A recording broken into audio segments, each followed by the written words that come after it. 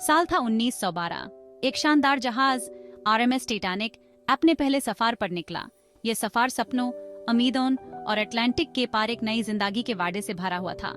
Unsinkable माना जाने वाला टाइटैनिक इंसानी हुनर और महान अम्बिटियों का प्रतीक था। किसी को नहीं पता था कि ठंडी लहरों के नीचे ट्रेजेडी छुपी हुई है।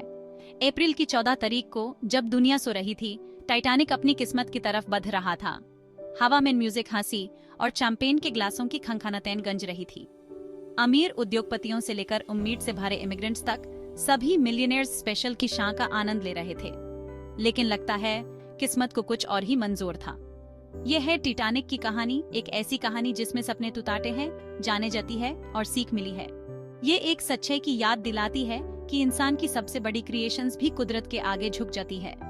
हमारे साथ जुड़े रहिए जब हम उस रात की घटनाओं में झांकेंगे और उन कारणों को एक्सप्लोर करेंगे जिनके चलते ये लेजेंडरी जहाज डूबा।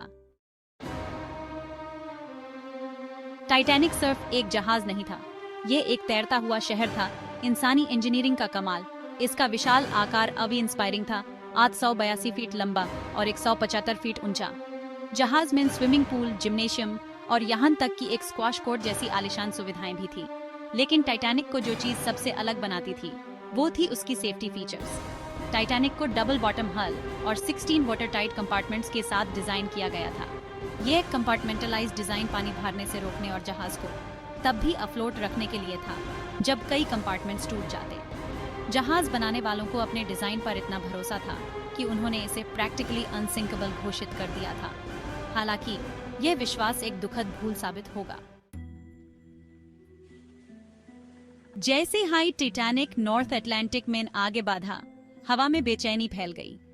क्रू पर रिकॉर्ड ब्रेकिंग ट्रांसअटलांटिक क्रॉसिंग करने का दबाव था। तेजी की यह चाहत बाद में जांच के घेरे में आ गई।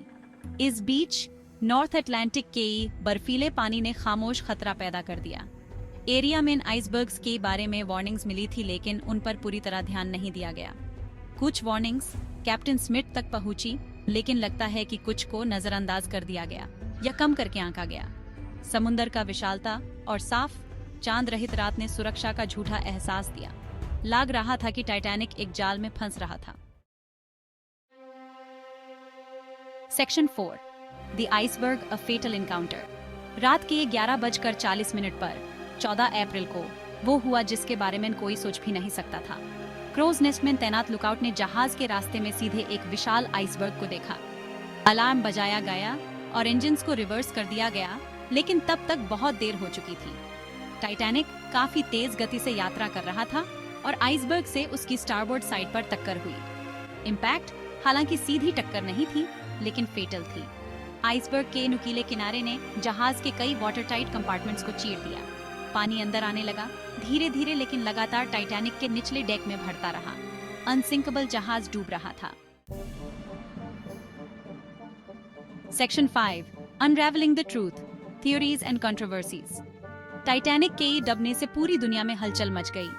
एक जहाज जिसे अनसिंकेबल माना जाता था, वह इतने भयानक अंत का शिकार कैसे हो गया? इसके बाद कई थ्योरीज और कंट्रोवर्सीज सामने आईं, जो इस दुर्घटना का कारण बताना चाहती थी। कुछ ने बर्फीले पानी में जहाज की तेज गति को एक योगदान कारक बताया।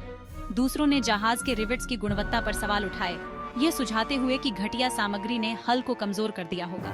एक थ्योरी ने यह भी प्रस्तावित किया कि टक्कर से कुछ दिन पहले जहाज के एक कोल बंकर्स में लगी आग, जो सुलग रही थी, ने हल की अखंडता को कमजोर कर दिया होगा।